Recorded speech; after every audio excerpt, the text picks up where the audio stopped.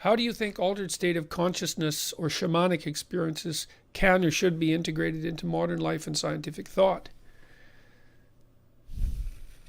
Man, you guys, you're really asking some tough questions today.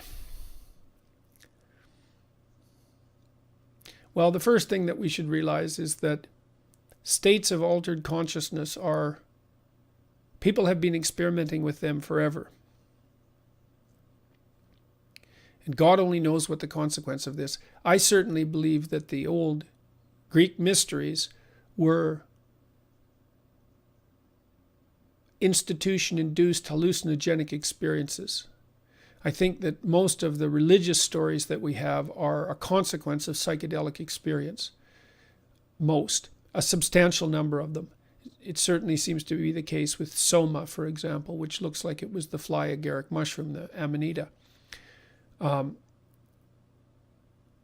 People have been using hallucinogenic substances for a very long time, and they produce very incomprehensible sets of experiences, most recently documented by the research teams at Johns Hopkins, where they've shown that if you give people enough magic mushrooms, psilocybin, to induce a mystical experience, that you decrease their death, anxiety, and fear when they have cancer diagnosis, which is really something.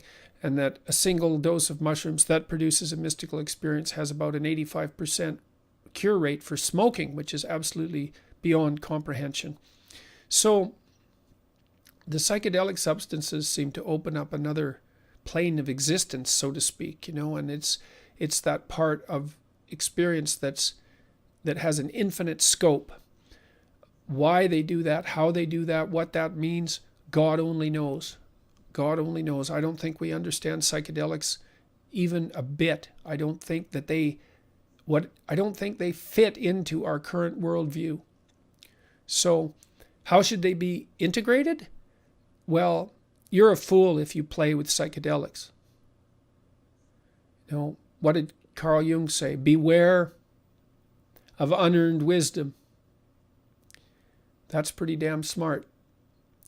So you don't play with them. If you're inclined to experiment, then you should treat them with respect. You should go into the experience with the expectation and the desire that you will learn something, painful as that's going to be, and that your life will be transformed in a positive direction. And you should pray to whatever gods you worship that they don't rip you apart. And then maybe you'll be sensible enough to learn something, and you'll be able to bring it back from the underworld, and you'll be able to integrate it into your life carefully, and you'll be a better person as a consequence. But be careful what you hope for.